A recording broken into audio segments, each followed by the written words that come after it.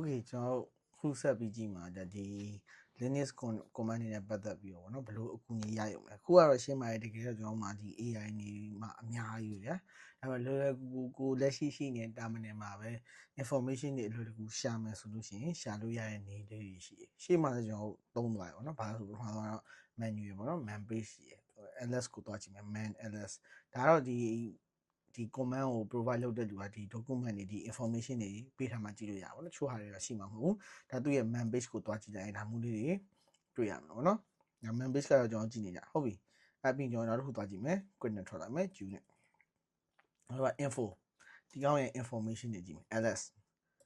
ရဲ့ info ကိုကြည့်မယ်ဒါသူ့ရဲ့ဒီ info ပြပေးမယ်